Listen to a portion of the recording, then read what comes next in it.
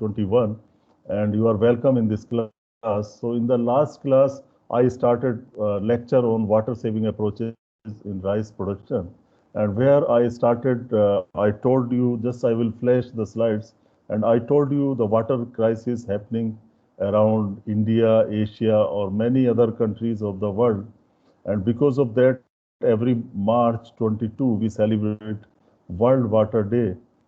And you can just, I'm just refreshing your memories. You can see water is polluted also, not just deficient, but polluted also, not fit for most of the purposes. And we discussed that why to keep standing water of 10 centimeter, 8 centimeter. It can work on maybe 2 to 3 centimeter can also work the same way. And then the quantity of water required. These were the different approaches by which we can reduce the water requirement through genetic improvement, crop management, and physiological processes. In crop management, we can have different establishment methods like ground cover rice production system, alternate wetting drying, saturated soil culture, system of rice intensification, aerobic rice, and raised beds, etc. So we are discussing system of rice intensification, how it can save water, how can we produce more rice with less water. So we discussed about the varieties also. So we need varieties under direct seeding conditions which are specifically meant for direct seeding. So in China, they have developed some varieties for direct seeding or under aerobic rice condition. India, it is under progress. We have varieties for upland condition where direct seeding is done. But in lowland conditions, we are using almost the same varieties what we use for transplanting. So here is the scope for plant breeder to develop variety specifically for lowland irrigated conditions where direct seeding of high yielding varieties can be done. And system of rice intensification, and there are certain perception of the farmers higher productivity. They feel that cost of cultivation is reduced water requirement, resistance, less adverse effect, and improved grain quality. So today we will examine how much farmers' perceptions are right or wrong. And then the proponents, the people who support system of rice intensification, they say that there is increase in yield by 50% and significant reduction in seed requirement by 80 to 90%, and water requirement is reduced by 25 to 50%, and chemical use, there is no need for any chemical. It is claimed by system of rice intensification proponents. And any variety can be used, and cost of production or cost of cultivation can be reduced by 10 to 25%, and farmers' income is almost doubled. Now, history, I told you that 1983 it was synthesized, 99 it reached China, 2003 it was introduced in India, and by 2007 most of the Asian countries have some area under SRI. I also discussed about the differences in SRI and conventional rice culture. Conventional rice culture is called as your transplanted method, where puddling is done, and your normal kind of practice which is being followed by the farmer. It is also known as traditional rice culture. Traditional rice culture. Culture is equivalent to cultivation. Here, culture does not mean bacterial culture. Here, culture means cultivation. Conventional rice cultivation or traditional rice cultivation or puddled transplanted rice. We also call it puddled transplanted rice or simply transplanted rice. So how these two are different, we discussed. And in SRI, you have 6 points or 6 principles of SRI.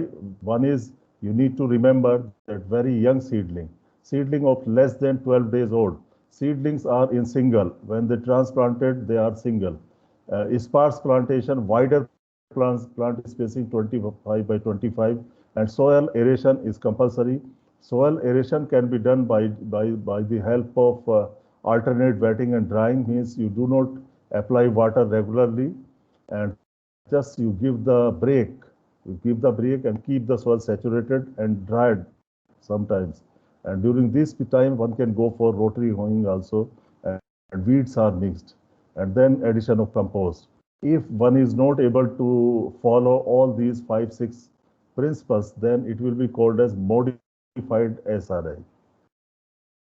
And then in the Green Revolution, the thrust was on genetic potential, development of high-yielding varieties that required heavy use of fertilizers and pesticides. But in SRI, they say that the main objective is to promote the growth of root system. Growth of root system can be promoted by keeping the soils aerated.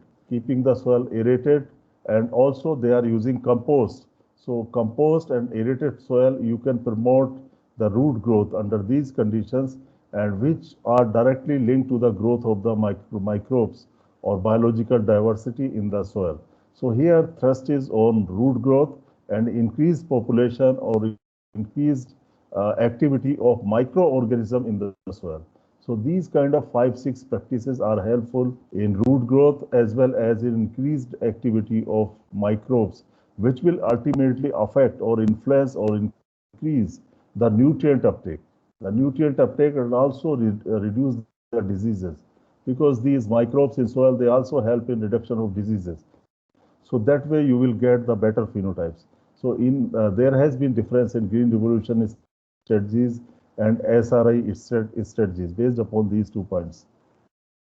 And then I will show you here some pictures. It is from Nepal, and you can see because of young seedling, single seedling in one place and wider spacing, you can get very high tilling. So in this case, if you count tiller number and if you have any idea, there may be at least 40, 50 tillers in this lady's hand, and this is one hill, just one hill. From one seedling, you get so many tillers. This picture is from Alapati Satyanarayana, Hyderabad. He started this SRI in year 2003 in Hyderabad, now in Telangana. And you can see on the right side, the roots are from SRIs, System of Rice Intensification, and left side, it is from the conventional rice culture. You can see the difference in the roots. On the right side, SRI roots, they are white and they are large in number. Their depth is more, their volume is more. And you can see on the left side, the roots are decayed. They are not active. The copper colored roots or red kind of roots, they are mostly decayed roots. The white roots are active roots. So you can see that root growth is more in SRI compared to the conventional rice culture. And also, it is not new. Several years before, people have already done this kind of work, and they have said that under aerobic conditions, where you do not have standing water, the root growth is more compared to the flooded conditions. So Carr and his co-workers compared the rice roots in saturated versus well-drained soil. Here, saturated soils means they are flooded with water. So by the onset of flowering, by the time of flowering, majority of the roots in hypoxic soil. Hypoxic soils means there is no oxygen. That is under saturated soils. Had degenerated while there was little or no degeneration of the rice roots growing in aerated soils. So in aerated soils, roots were good, they were active. However, in saturated soils or flooded soils, the root growth was inhibited. Continuous flooding and hypoxia produce necrosis in plant roots and affects their functioning. They are not getting sufficient oxygen. They do not grow deeper in the want of water, because water is there already in the upper layer. So why to do some extra effort? Therefore, under aerobic conditions, root growth is more than the flooded condition. And this is a fact also. Now you see the situation, what happens if you have less water supply in the soil, or medium water supply or high water supply. So on the x-axis, it is water availability. And so you see the starting from 0 to very high. So in the beginning, there is no sufficient water. It is suboptimal condition. In the middle part, you see optimal condition. There is not much water or not less water, ideal condition in between. And on the right side, there is super optimal condition. Here, the conditions are totally flooded. The soil is full of water. In the low case, there is no water at all, very little water. So on the y-axis, you can see the yield. So yield is highest when water availability is medium. is moderate, not too high, not too low. Under too low conditions, rice suffers from water stress. There is no water stress means shortage of water here. On the extreme right, rice also suffers from water stress. Here it is in excess. So therefore, the system which are moderate, where you have just sufficient supply of water, no deficiency, not excess, then these systems are aerobic system where you get healthier plants and healthier soils. On the extreme right, where you have flooded conditions, soils are hypoxic, there is no oxygen, microbiologically limited. Here all the aerobic microbes will die. They will remain only in the top layer, aerobic layer, which is just 1 millimeter thickness. And methane emissions are quite common under flooded conditions, and certain poisonous substances like ethanol and ethylene, etc., are also produced. So you can judge under anaerobic systems, the yields are also low. So best way is to keep the moderate supply of water according to UFO. And you don't consider that this may be too true. And this is just theoretical opinion of one person who made this picture. See the picture in from the Nepal, you can see the tilling in SRI, very large number of tillers per hill. And normally in rice in the transplanted condition in conventional culture, the tiller number is 8 to 10. 8 to 10 under normal circumstances tillers are produced. But here exceptionally maybe more than 50 tillers have been produced in this case. You can see the root growth. It is very high root growth. People compared SRI crop with the non-SRI crop. On the left side, you see this is SRI crop, and the hill is bigger in size in SRI, more tillers, and the panicles are very dense. On the right side, it is non-SRI. So you can compare the SRI and non-SRI crop. On the right side, it is SRI crop, left side, non-SRI crop. See the tallness. The other is tall and more tillers on the SRI. And we also did some work on IRA where we got 15 to 20 tillers per plant. And this is from some other country, Cuba. On the right side, SRI, left side, non-SRI. Now, overall, what are the advantages of SRI? So we discussed the advantages of SRI. We will also discuss the demerits or disadvantages or limitations of SRI. So first, let us see the advantages. So increased root growth and increased tilling. So I have shown you root growth is increased in SRI. I will also explain you reason because conditions are aerobic. So and also microbial activity is more. And these microbes produce certain growth hormones into the soil, particularly indole butyric acid, which is a growth hormone, increases root growth. So root growth is improved in SRI and tilling is also improved. Just I have shown you number of tillers. There may be 40 to 50 tillers in SRI per hill. However, in conventional, they are 8 to 10 in number. Panicle density is improved, increased. So panicle density here does not mean number of panicles per meter square. Here panicle density means you get more grains, more number of grains in the panicle. Per unit length of the panicle, you get more number of grains. So therefore panicle density is increased. The number of grains in panicles are increased. Grain filling is improved, means you will get your grains fully filled. However, in conventional method, you can get sometimes 75% filling of the grain or 80% filling of the grain. So here grain filling is high, grain weight is more, grain quality is better, and water saving. On an average, there is about 20 to 30% water saving. Why this water saving? Because here you are keeping your soil just saturated, just near the field capacity. You do not keep standing water in this during the vegetative growth period. Now I explain you how to manage water in SRI under system of rice intensification. What should be practices for water management? Recommendation is that during the vegetative growth stage, you keep your soil just saturated with the water. Do not keep any standing water in the field. And time to time, you provide aerobic conditions to the soil. means you can reduce the frequency of water application so that for a brief period, certain aerobic conditions are also created in the soil. So one can withhold irrigation by 2-3 days in this case, and then this fashion can be adopted during the vegetative phase. And once the panicle initiation starts, from that time to at least 2 weeks before maturity, you need to keep a thin layer of water in SRI also. Standing water should be there 1 to 2 centimeter. Standing water should always be there, starting from panicle initiation up to the 2 weeks before harvesting.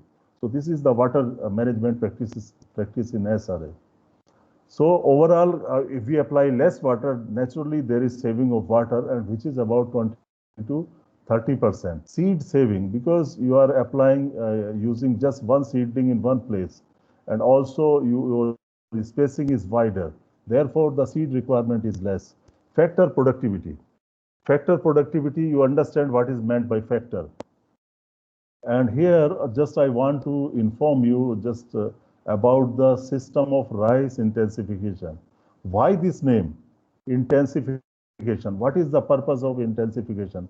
In many crops, you will find this kind of terminology like system of pigeon pea intensification, system of wheat intensification, system of sugarcane intensification, system of cotton intensification. What not? Now people are talking about everything, every crop. They are putting this word intensification. The meaning is that in this case, you are intensifying the productivity of individual factor. Whatever factors of production are there, you are increasing the productivity of the factors of production. You are intensifying, you are increasing the factor productivity in this case. Therefore, people call it intensification, system of crop intensification. You can name any crop. So this is how we put. So factor productivity is bound to increase in this case because yields are very high and the water saving is there, nutrient saving is also there. So less lodging because your roots are strong. Roots are strong and then they are susceptible to less lodging. You might be knowing there is two kind of lodging in crop. One is root lodging and other is stem lodging. So here roots are very, very strong, and similarly your stems are also very strong. They are thick in this case. Therefore, pest and disease incidence is also lower in SRE. No need to purchase new seeds, lower cost of production on account of water saving, seed saving, and saving on insect pest and disease also. So therefore you get profits, more profits, risk is reduced, and good establishment of wheat in rice wheat system. Because here the soils are not flooded, so those kind of soil structure disturbance are not there because you also aerate the soil. Now, since 2003 onwards, Tamil Nadu Agricultural University and Andhra A.N.G. Rao Agricultural University, Andhra Pradesh, now it is Telangana, they continued to evaluate SRI as well as disseminate the methodology through their extension. So since 2003, it has been extended to all the states of India. And initially, it was started in Andhra Pradesh and Tamil Nadu. In Tamil Nadu, Dr. Tyagarajan took the lead, and in Andhra Pradesh, Dr. Alapati Satyanarayana took the lead. So these were the two people heading this research. And later on, it was extended to Karnataka, Kerala, and many other South Indian states. But it was more successful in winter rice. Winter rice here means Rabi rice. In Rabi rice, it was more successful than the Kharif rice or rainy season rice. So it got support from all walks of life, and yields were very high, reported by many people. So you can see the comparative yield in SRI and conventional rice culture. The first column you have country name, second column you have number of data sets, means number of farmers, then average comparison yield. So this is yield from the conventional rice. In column number 3, the yield from conventional rice, and the next column average yield from SRI and average maximum SRI yield. So in the last column, the maximum SRI yield. See the case of India. So on farm trials were 134. The average comparison yield was 4 tons per hectare in the conventional, which ranged from 2 to 6 tons per hectare, and average SRI yield was 8 tons per hectare, which was almost double, and ranged from 3.2 to 16.22. 16.2 is unbelievable, which is very high yield of rice. And then average maximum SRI yield was 15.3. So almost same kind of story was found from other country. Same kind of trend were there in many other countries, and you can check yourself later how the yield behavior was there. And see the results of SRI trials in Andhra Pradesh in 2003. In all the regions, you see the yield advantage. See the last column, yield advantage over the conventional. 4.73, 2.5, 1.1, 1.87. So the yields were very high in SRI compared to the conventional rice culture. This is example of yields where the yields were 15 tons per hectare. You cannot imagine here. This is from Madagascar. The yields, see the last column. At different location, yields were 17 tons, 15 tons, 23 tons, 21 tons, and so on. So the least yield is 15 tons, you see. It is very high. These yields are very high and difficult to believe. And you cannot say that these yields are wrong because these are published data. They have been published by some reputed journals. But I do not believe such a high yield can be achieved in rice. In Delhi or in many other Indian places, you can produce at the most 15 tons of biomass only. 15 tons of biomass only in case of rice, not more than 15 tons. Or say consider 16 tons of biomass can be produced. Biomass means grain plus stride. If your harvest index is say 50% even, which is high, then if biomass is 16, then grain yield is 8 tons per hectare. So 8 tons per hectare of yield is possible. But here the yields are 17 tons, 21 tons. I cannot believe it. There may be some mistake in the things.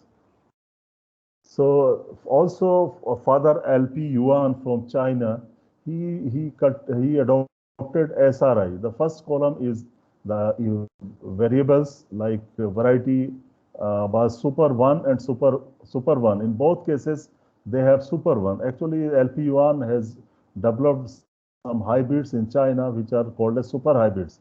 The names are super hybrids, and panicle per meter square in SRI were more than the traditional rice culture, and grains per panicle were also more in SRE 185, 159, and 1000 grain weight was more in traditional rice culture here, and yields were high, 16 tons per hectare, and in another case it was 11 tons per hectare. So these kind of data can be believed because it is from the authority like LP Yuan. So you can get 16 tons because in China definitely they have hybrids which can yield up to 15 tons, 16 tons per hectare. And if you grow it by SRI method, then yield can be increased further according to LP1. Now comparison of agronomic and yield of, so such trials have been conducted, thousands of tens of thousands trials have been conducted in the world on SRI. In most of the cases, they have come out with good results that yields are high, water saving is. This comparison here also conventional rice practice was compared with SRI, and see the different quality parameters. Their values were more in SRI rice than in conventional rice. So we also did experiment at IRI in 2004, and starting from 2004 to 2007, and you can see just first column. In first column, you see method of cultivation, SRI and CRC. CRC is your conventional rice culture. So in this case, you can see in year 2004, there was no significant difference. Means in first year, the yields were same in SRI and in conventional rice culture. Now see yield in 2005. In the fourth column, see the rice yield in year 2005, yields were 3.12 and 5.4. Means in SRI yield was only 3 tons per hectare. However, in conventional rice culture, it was 5.4 tons per hectare. And remember, this is basmati rice. And in rice 2006, in the third year, the yields were again same. So out of 3 years, in 2 years, yields were same in SRI as well as in conventional. However, in 1 year, the yields were more in CRC, conventional rice culture, than in SRI. So in our case, it did not work. This SRI did not work well. But only advantage was that the yields can be considered as equal because in out of 3 years, in 2 years, we got equal yield. So we can say that yields were same, but water saving was there in SRE. So we still got some advantage from SRE that it can save some water. Similarly, there are lot many experiments conducted by people. We repeated the trials on hybrids also because we thought that hybrids may respond to SRI.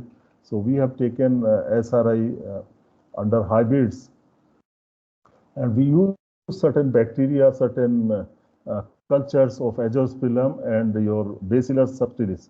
So you can see clear difference in response to biofertilizers. In the control, you can see height is less, the tiller number is less per hill. On the right side, you can see the picture PGPR1, which is Azospilum brasiliensis CD4. Here growth is more, it is looking, and in the last case also growth is good. Bacillus subtilis RP24.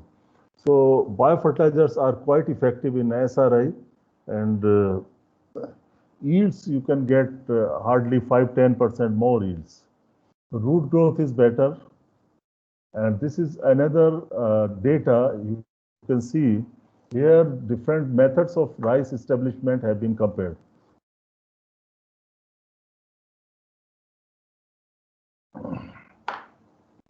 So first is zero tillage method, drum seeder method, normal method, transplanter method, SRI method, aerobic method. This data is from US Bangalore. So you can see different methods of rice establishment were compared, and see the data on grain yield. The data on grain yield, the third column, 2007, 2008, and mean. See the mean value. So mean value of the yield are highest in SRI method, followed by your aerobic method, method, and transplanted method has very low yield compared to these two methods, and zero tillage method also lower yields. So drum seeder has in between these 4743, and transplanter method also. So overall you can see SRI method and aerobic method have more yield than other methods.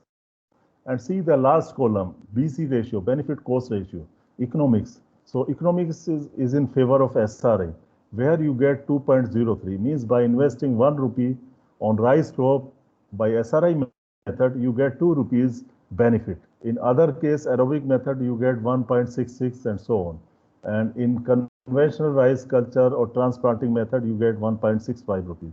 So you can see this SRI method and aerobic methods are advantageous also according to these results.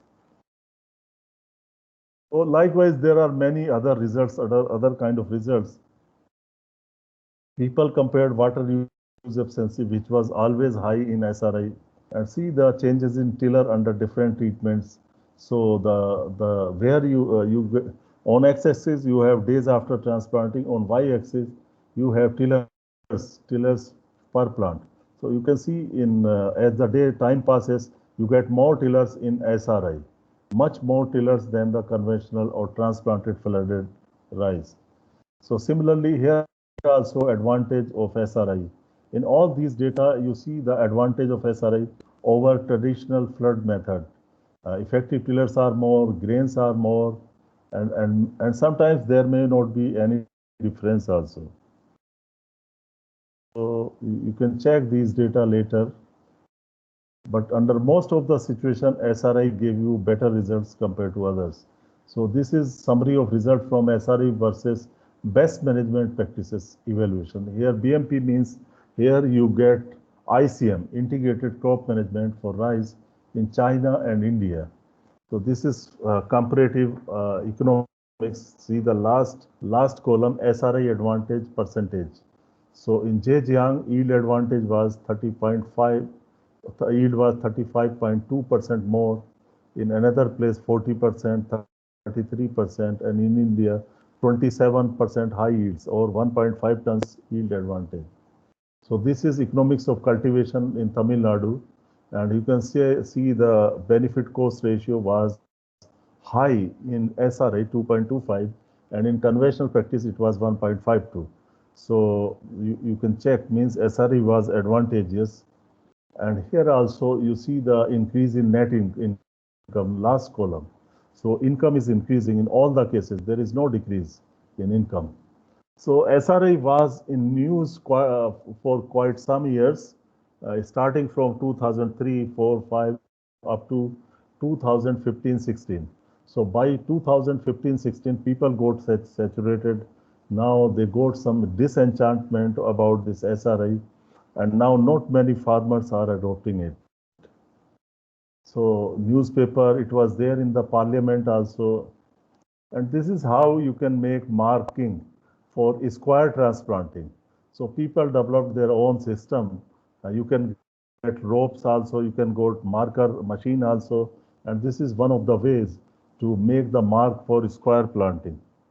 And this is how one can do planting of small seedlings in SRI. You can have a close look, and this is 25 by 25 centimeter spacing. And this is conoweeder. Conoweeder, it is a simple machine run by one person, and it can do the job of aerating the soil. And you need to keep some water in the field. If water is not there, if conditions are dry or aerobic, this will not work. So you need to put some water in the soil before using conoweeder. And in SRI, it is compulsory to go for conoweeding 2 times. One time 25 to 30 days after transplanting, other is 40 to 45 days after transplanting. So this is how this conoweeder is used. And if conoweeder is not there, rotary weeder can be used. There are some other options, but mechanical stirring of the soil is mandatory here to aerate the soil and to control the weeds. And if you are interested to get more information, there is one home page or one page, sri.cfed.cornell.edu. All kind of world information is collected in one place. If you are interested to know anything about SRI, just go to this website. You will find lot of books, lot of literature, lot of maps, lot of articles, research articles, PowerPoint presentation, videos, audios, everything collected in one place. So you can visit this page and find out everything about the SRI, what is happening in the world, country-wise, state-wise, district-wise. Lot of information or trucks of information about SRI can be found on this site only. Now, I would like to conclude, and after that, I would also give you some opinion about SRI. The grain yields were similar in SRI and conventional rice culture in many studies during normal rainfall years. However, in drought or scanty rainfall years, the SRI method produced significantly higher grain yields of rice over conventional rice culture. This is very important conclusion that SRI can be helpful, can be very useful in years when you have a drought kind of conditions, when you have less rainfall. In that case, if our weatherman can predict this year we will have less rainfall, then SRI will do better than the conventional rice culture in case of water scarcity. If sufficient water is available, I think nobody would suggest the farmer to go for SRI. Then conventional rice culture is better. The next conclusion is that 20 to 30% water can be saved by adopting SRI over conventional rice culture without yield penalty. So this is also important conclusion that water saving is important in SRI. One can promote it as a water saving technology, not as a yield enhancing technology. Water productivity has always been higher in SRI than in conventional rice culture. Less emission of greenhouse gases in SRI compared to other methods of cultivation. This is true also because conditions are not flooded. Conditions are aerobic. They are anaerobic conditions, therefore less methane emission under SRE compared to flooded method. Now coming to the limitations of SRE, why it is farmers are showing disenchantment, they are not interested to continue with SRE, or they could not adopt it at a very large scale. In some parts of India, like in Telangana, Andhra Pradesh, or in Tamil Nadu, in Rabi season, some rice is grown by this method. And but most of the farmers go by the traditional method or direct seeded method. So why this SRI has limitations? What are the limitations? Number one, seedling mortality due to high water temperature and excess rainfall. What happens? Your seedlings are quite young, just one seedling in one place. If the seedlings are older, their tolerance resistance power is more. So young seedlings cannot tolerate excess water. If suddenly a high rainfall is there, so they will be submerged in the water. They will remain inside the water, and at this young stage, they cannot remain without oxygen supply, without continuous oxygen supply. So such seedling will die. What happens in many situations in India, in one day, rainfall can occur on an average 10 centimeter rainfall I have seen. I have seen in Delhi and around, in one day you can get sometimes 10 centimeter rainfall. Recently we got 25 centimeter rainfall in some places. So if that is the case, then this puts a lot of limitations on SRI. And also, if your water is more and high temperature, the seedling death can also occur because of hot water. You know, in the field during the summer months or rainy season, sometimes the weather is very hot, climate is hot. So your water in the field is also hot. And that kind of heat cannot be tolerated by the seedling. High labor cost, because you need to transplant very young seedlings, and puddling is there like in conventional, and the cost of transplanting is high, and uprooting the seedling, one seedling in one time. So that is how the high labor cost is there. Of course, people have shown some advantages also. Weed infestation, this is serious matter. Under aerobic conditions, the growth of the weeds is more than anaerobic conditions. Nematode infestation is definitely more in aerobic conditions than in anaerobic conditions. Multiple micronutrient deficiency, particularly iron, manganese, and copper, these deficiencies are always there in aerobic conditions than in flooded conditions. Difficulty in water management, lack of trained extension persons. So these are some of the limitations. Now you can have your quick questions and continue the recording.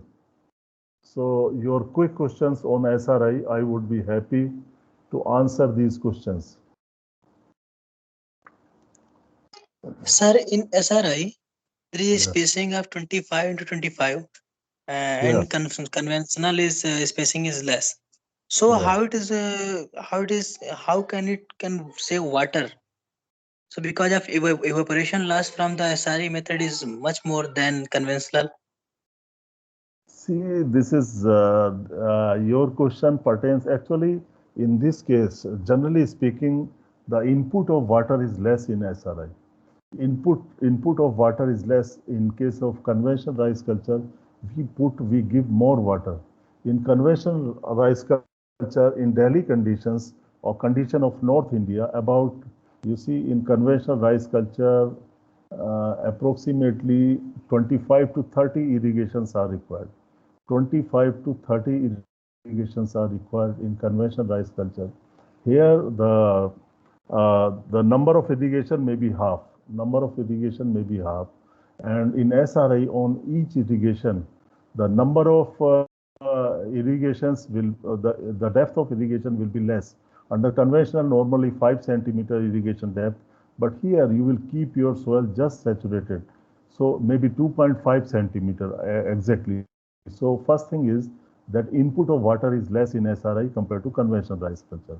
Second thing about plant population, you see in SRI initially plant population is less initially, but after 20 to 25 days, it will have more tillers, and rather it will have more tillers than the conventional. So open space will close quickly in SRE as it will close in conventional rice culture. And if at all, a little bit evaporation is more from SRE compared to conventional, it can be easily compensated by the less quantity of water used in SRE. Is it okay? Okay, sir. Thank you, You sir. can ask, you can have cross question also. Any other question?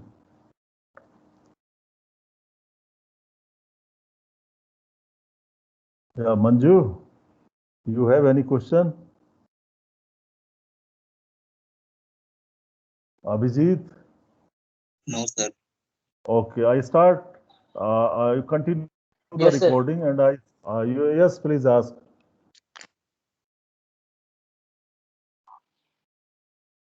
So friends, this is second part of this lecture today and I will finish it in 15 minutes. Next 15 minutes, I will finish it.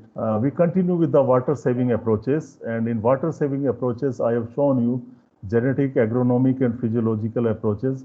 In agronomic or cultural approaches, you got addition of organic matter, selection of varieties, your management of soil, leveling, land leveling, this and that, and also included methods, different methods of crop establishment.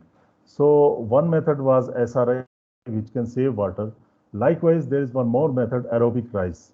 Aerobic rice is a kind of new word which was coined by Bowman. Bowman in 2003. It is not very old word, aerobic rice. Aerobic rice was coined by Bowman, Bouman, Bowman in 2003. He worked as a water scientist or irrigation agronomist in International Rice Research Institute. So what was happening that your flooded rice had some issues like destruction of physical properties of the soil, emission of greenhouse gases, and high input of water, in conventional rice culture. So considering all these points, Bowman thought, let us grow rice by aerobic method under irrigated conditions. So actually, to have a broader meaning of aerobic rice means any rice where anaerobic conditions of the soil are not there will be aerobic rice. Your upland rice, which is direct seeded, is also aerobic rice because it is full of oxygen, full of air. There is no standing water. The drainage of the water is very fast. Water does not stay in the field. So that is also aerobic rice. That is also direct seeded. But this term aerobic rice has been specifically used for the rice, irrigated rice of lowland, where fields are bunded, where puddling is not done, where field is prepared like a maize field or wheat field. We apply pre-sowing irrigation, and then when we do one or two plowings by harrow or plow or cultivator, whatever there, then go for leveling of the field and then sowing by seed drill. So it happens in case of wheat. So similarly, if we grow rice under irrigated conditions, having high yield variety, having sufficient or recommended dose of fertilizers, having the assured irrigation, having the facility for insect pest and disease management, then such lowland rice is called as aerobic rice. Of course, aerobic rice can be even transplanted rice. If you are applying water and very frequently, and you do not keep your standing water even in the transplanted rice, so that will also be aerobic rice from the sense that oxygen is there in the soil. So you can make any rice as aerobic rice, but if you want to know the meaning or exact purpose of using the word aerobic rice, then this is the meaning what I told you, aerobic rice cultivation. So now you can see the definition of aerobic rice, which is direct seeded. So aerobic rices here are always direct seeded, but all direct seeded rices are not aerobic rice. Suppose you have puddled the field and you have used drum seeding. After puddling, you have used drum seeding and you keep your land always flooded, ponded with water. Then it will not be your aerobic rice. That will remain direct seeded rice. but that will not remain aerobic rice because it is completely flooded throughout the growing season by you. So that is the difference in so aerobic rice and direct seeded rice uh, are sometimes differently referred also. Aerobic rice is always direct seeded rice.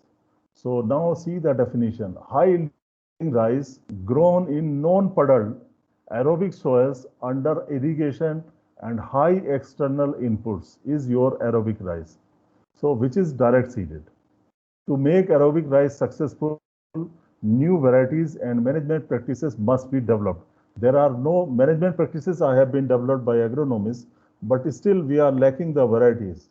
Irrigation is applied when the soil becomes dry and the quantity of applied water is sufficient to bring the soil to the field capacity. Means you need to apply water only to make it make the level of water in soil up to field capacity. No need to apply water more than field capacity. There are certain instruments, certain facilities which can help people to schedule the irrigation. New varieties must be developed. Aerobic rice should be responsive to high inputs, water, nutrients to reach high yields under non-flooded conditions. So there are no non-flooded conditions, no puddling and direct seeding, high yielding varieties. This is your aerobic rice. So now you can see direct seeding can be done under three options. Just see the first column, direct seeding in dry bed. I have already explained you this method. Direct seeding in wet bed by broadcast or drum seeding. Direct seeding in standing water. So direct seeding can be done under three conditions. One is direct seeding in dry bed like in aerobic rice. Direct seeding in wet bed, you just puddle the soil and do by machine, by drum seeding or by broadcast method. Direct seeding in standing water by broadcast method. So this is how direct seeding can be done. And remember that the rice in conservation agriculture is also direct seeded. That is also aerobic rice. But people of conservation agriculture call it only direct seeded rice. People in conservation agriculture, if they grow rice, they grow it mostly by direct seeding and they call it direct seeded rice. But the people who are related to International Rice Research Institute and promoting rice, they call it aerobic rice. Now you see this direct seeded rice and transplanted rice, why we need direct seeded rice. And you see the at India level, direct seeded rice covers about 28% of total area. This direct seeded rice covers the area under direct seeded rice of conventional agriculture, direct seeded of conservation agriculture, direct seeding of upland, direct seeding of lowland, direct seeding in lowland irrigated areas. Direct seeding in lowland irrigated area is specifically referred as aerobic rice. So you see direct seeding covers many kinds of rices. Maybe sometimes in your deep water rice, it can be direct seeding. So all kind of direct seeded area covers about 1/3 area in India, about say 28%. However, in Malaysia, it is 71%. In America, it may be 100%. In America, they broadcast the seed of rice by aeroplanes. You would surprise. They use aeroplanes to broadcast rice seed, and most of the operations are mechanized in America. So Malaysia 71%, Philippines 42%. So most of the Asian countries have this direct seeding also. On an average, you can see maybe 30 or 40% area in Asia is direct seeded. Sorry, 28.3%. DSR covers about 21% of total rice area in Asia. You can go through these kind of areas. So why there is a need to switch over from transplanted rice to DSR? Because now selective herbicides are available. Because in the DSR you will find more weed growth than transplanted rice.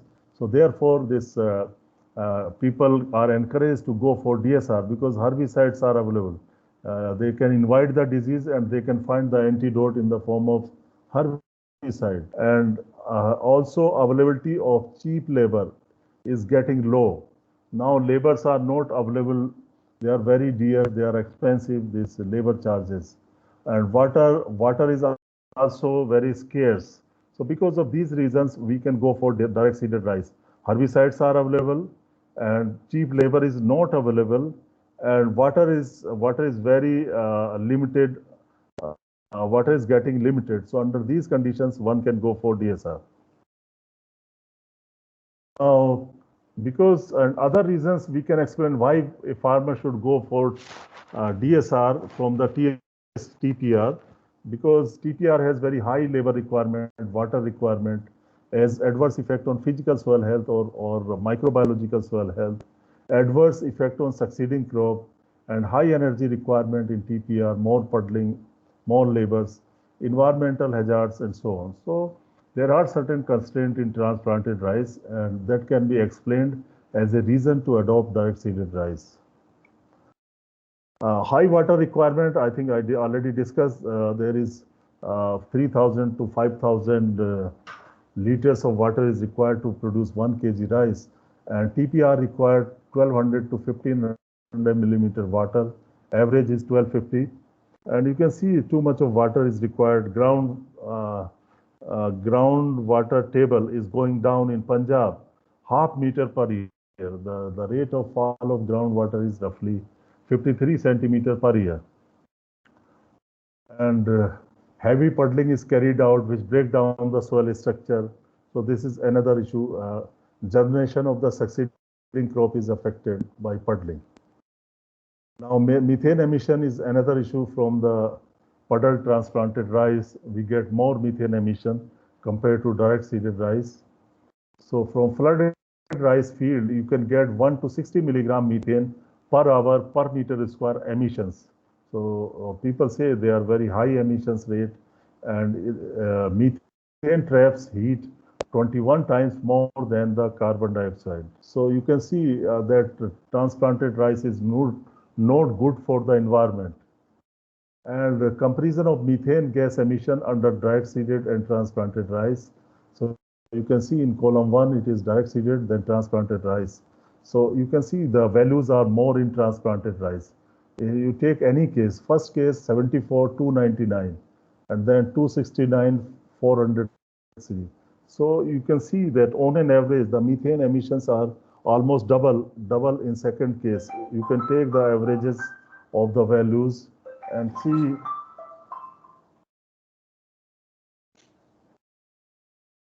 see this case, methane emissions milligram per plant per day. It can be reported on area basis or plant basis as influenced by different rice establishment methods. So in transplanting, the rate of emission is 24, in SRI 22, and aerobic 13.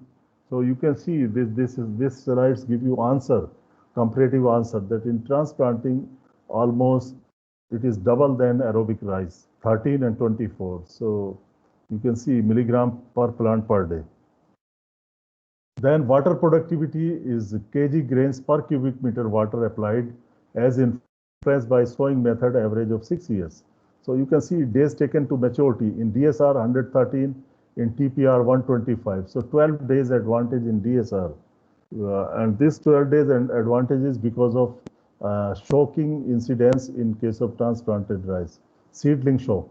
Irrigation water applied was less in DSR 148 centimeter, and in that case TPR 174. Yields were high in TPR, of course, less in DSR, but the water productivity was more because water input was less. So today we will see this water productivity and effect of rice establishment method on yield in rice-based cropping system. Means what happens to the succeeding crops after rice. If it is DSR rice, the yields are 8.29. If it is TPR, yields are 7.63, and TPR puddle yields are 8.2, and differences are non-significant. Means you get equal rice yield in all the methods, but see the yield of succeeding crop. The wheat yields are more when you take DSR. The chickpea yields are also more. The mustard yields are also more.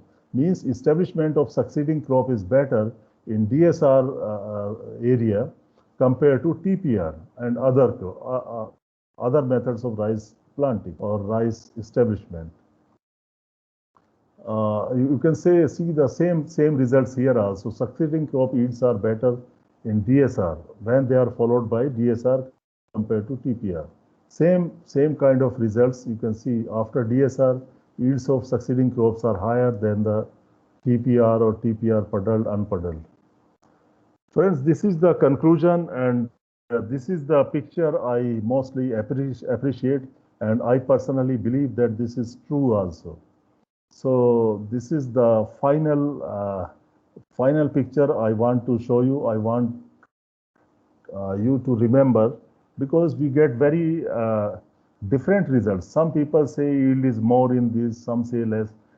In DSR, yields can never be high than the transplanted rice. Transplanted traditional rice has the highest yield. This is my own experience, and this is experience of so many people.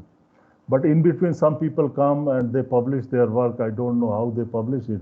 And they report high yields in other methods. So friends, I think you can stick to it and you can justify that these are the final outcome of all these lectures, where you can remember this. So you can see that water is consumed, in which case more water is consumed, less water, and yields. So see the x-axis very critically. In x-axis, the water supply is increasing from left to right. In left, you have very low water supply. On right, very high water supply. This is very qualitative figure. It is not quantitative figure, just very qualitative figures. And you see on y-axis, it is yield starting from 0 to 10. And you see on the x-axis, the green square or green rectangle, where water supply is very less. And here it is traditional upland system. The traditional upland system means low yielding system, where your soils are well drained and no standing water, water supply is less, and yields are around 3 tons per hectare, not more than 3 tons per hectare. Then comes your aerobic rice system. This aerobic rice system pertains to irrigated rice of your lowlands. Here you get 5.2, 5.3, 5.5 in aerobic rice system. The third one is your alternate wetting and drying system. Alternate wetting and drying system, which is having yields of about 5.5 tons. Then comes your pink color. Pink color is your SRI, which may have yields of 5.7 tons, something like that. And finally, your traditional lowland system, where you have highest yields. So you can see the yields, how the yields are behaving, and you can also see the water consumption or water availability, means here water consumption, where you need more water. So accordingly, water consumption is highest in traditional lowland system, followed by SRI, followed by alternate wetting and drying, followed by aerobic system, followed by traditional upland system. This traditional upland system is also aerobic, and both are direct seeded. So this is how yield, relationship of yield and water consumption. Friends, in most of the study in aerobic rice system or direct seeded system, in many places I have seen that there is yield penalty of 1 ton. On an average, direct seeded rice or aerobic rice in irrigated system produces 1 ton less yield than the traditional lowland system. You can remember it. It is a fact.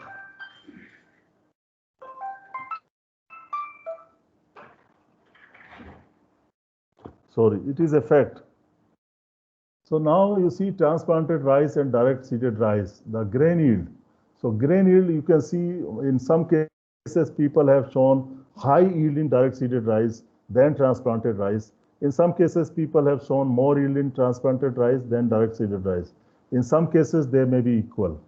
So what I conclude is that in direct seeded rice, yield is generally 1 ton per hectare less than the transplanted rice. You can keep it in your mind, and this is almost a fact. Now suppose you are going to grow aerobic rice in lowlands. So what are the practices available for this? What are the practices available for this?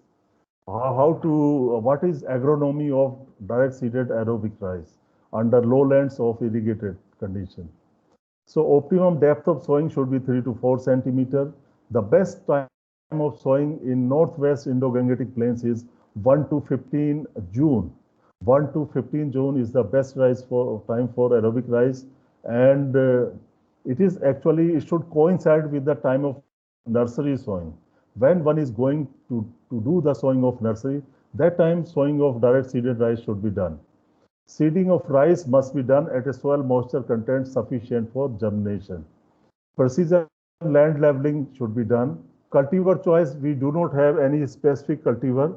So Halding varieties which are recommended for transplanted conditions can be taken under these. So depending upon the region and recommended variety, one can take any variety which is recommended for transplanted rice.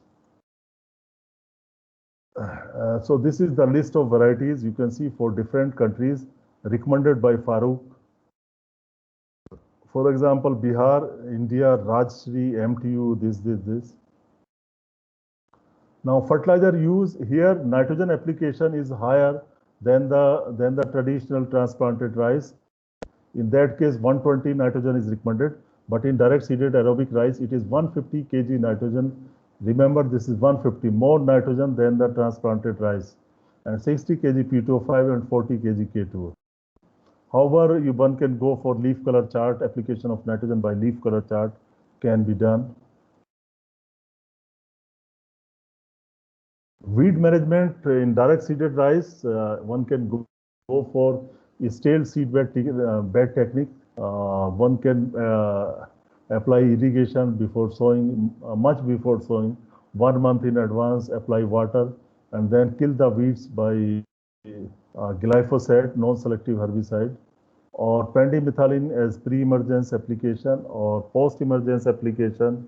One can go for 2,4-D, or there are a number of herbicides. Metsulfuron 4 gram can be used. So certain herbicides are effective. And this is the list of herbicide. Bispirivate sodium is quite effective in rice, which should be used at about 25 days after transplanting or after sowing. This bispirivate sodium is quite effective. Gold, Nomni Gold is the common name. And then overall, what are the benefits of DSR or aerobic rice? Is water saving, use of family labor for weed control, reduction in cost of cultivation, and so on. So you can go through the benefits. Main benefit of DSR is water saving. There may be certain constraints, and constraints are, as in case of SRI, you have seen some limitations. Improper crop stand establishment may be there because sometimes the sowing depth is high. If it is beyond 3 or 4 centimeters, then seed may not germinate. So sometimes improper crop stand may be there. Maybe due to flooding, suddenly there is flooding after sowing, then also plant stand will decrease. Lack of suitable varieties for DSR. We do not have any specific variety for DSR. Weed infestation, unleveled field, uncertain irrigation water before onset of monsoon, contradiction in the proper seed rate requirement. Here I want to tell you, you can note down about, I forgot, is spacing and seed rate. In direct seeded rice or in aerobic rice, the seed rate should be 25 to 30 kg per hectare, 25 to 30 kg per hectare, and spacing should be 20 to 25 centimeter. Either it can be 20 centimeter or it can be 25 centimeter. So spacing for DSR may vary from 20 to 25 centimeter, and seed rate may vary from 25 to 30 kilograms per hectare. These are recommendations of the All India Coordinated Rice Improvement Project. So definitely laser land leveling is good in direct seeded rice. For direct seeded rice, it saves water, and it is advantageous, this laser land leveling. So finally, there is urgent need to raise water productivity in rice crop. Land leveling and efficient crop management practices and irrigation methods need to be followed to save water. I could not discuss irrigation methods, but in perhaps in next lecture, I will discuss irrigation methods by which we can save the water. One is by planting method or establishment method, we can save water. Other is by irrigation methods, we can also save water in rice. So definitely SRI aerobic rice could help in saving water under a specific situation, not everywhere. And these methods also lower the greenhouse gas emission. So now I invite your questions.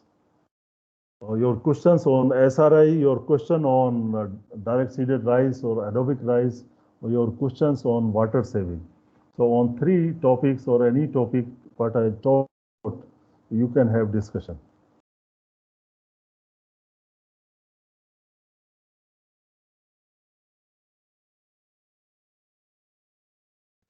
So how rice transplanting is done in unpuddled soil?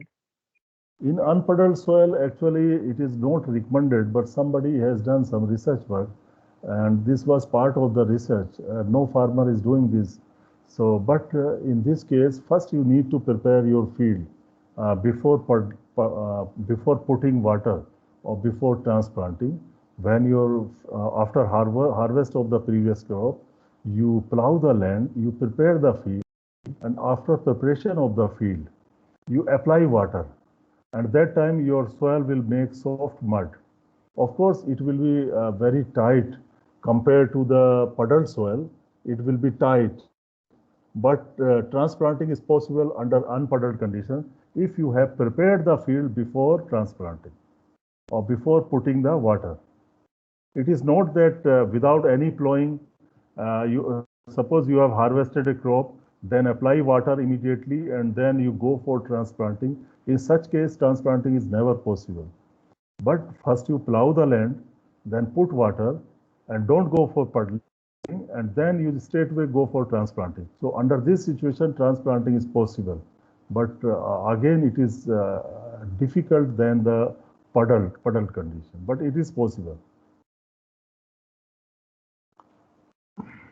Okay, thank you, sir. Yeah. Any other question? Hello, sir.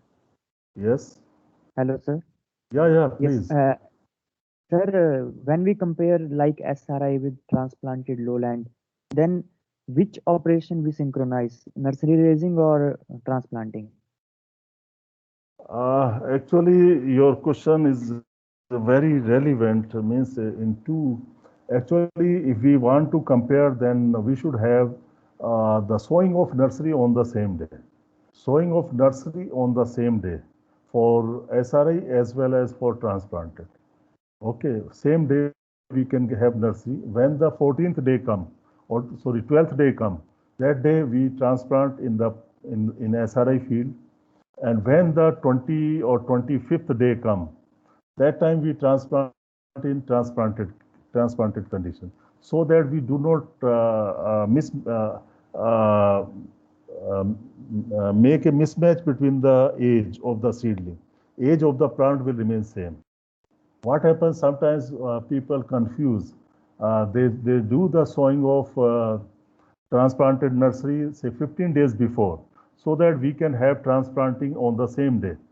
Transplanting on the same day. By that method, we cannot compare the two. The best way is to have the nursery sowing on the same date and transplanting on different dates. So we should not manipulate the transplanting on the same date, so that our age of the crop will be different. Really, I don't know if I could understand your question and answer it well.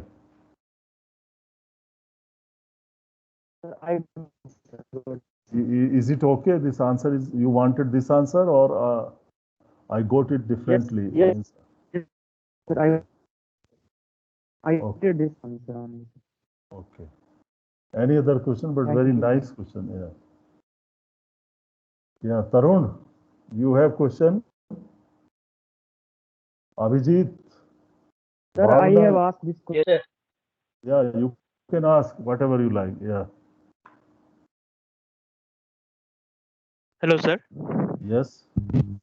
Sir, if we shift towards diet seed rice or Arabic rice from transplanted rice, then the methane emission decreases, but the gentrification loss can be increased. In this situation, what is this technology significant to for long-term basis?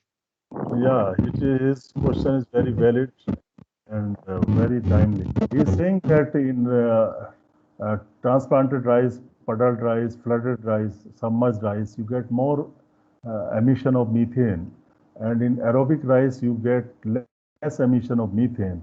However, in case of nitrogen losses, nitrogen oxides, their emission is more in direct seeded rice compared to transplanted rice. So where to make compromise, means what to do, because nitrous oxide is also greenhouse gas and other nitrogen oxide.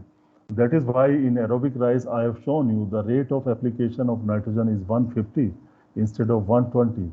In transplanted rice, the availability of nitrogen is more. I can tell you at this point of time that people are not fool. Farmers are not fool. Why they are spending extra water for keeping their land flooded? Because it makes the conditions very comfortable for rice, particularly from the angle of nutrients availability. Because of flooding, several nutrients become available to the rice crop. You need not to apply any phosphorus to the flooded rice if you have applied phosphorus to the previous crop. Because of flooding, the phosphorus availability increases, nitrogen availability also increases. So therefore, you need less nitrogen under those conditions. In aerobic rice conditions, the nitrogen availability is less because of very high rates of leaching. High rates of leaching in aerobic rice or direct seeded rice, nitrate leaching is there. And also volatilization losses are also high under aerobic conditions. So therefore, his question is very valid that in aerobic or direct seeded rice, we get more emissions of nitrogen oxides, nitrous oxide, etc. So in this case, his question is which one is good for the environment? So actually, we need to quantify the global warming potential. Whatever is methane is released, whatever nitrogen dioxide is released, N2 is released from denitrification, and whatever nitrogen is denitrified or volatilized from the aerobic conditions. So we need to work out the global warming potential. I think if we make the things in totality, then aerobic rice may be less dangerous to the environment than this transplanted puddle rice. And further, there is water is also issue of the environment. Water is also environmental issue. So if you are saving 20 to 30% water by aerobic method, then it is also favoring the environment. So we should take the things in totality. Water plus less global warming potential of the total greenhouse gases released from the two systems. I think aerobic system will still outweigh the traditional transplanted system. Means it is more favorable to the environment compared to the traditional rice system. That is what I can say at the moment. If you know anything extra, you can share. Chai hai pyar se? Hello. Yes, sir. So now we end here and we meet at 4 o'clock. Okay. And Vipin, you can close recording, please. Okay, sir. So thank you very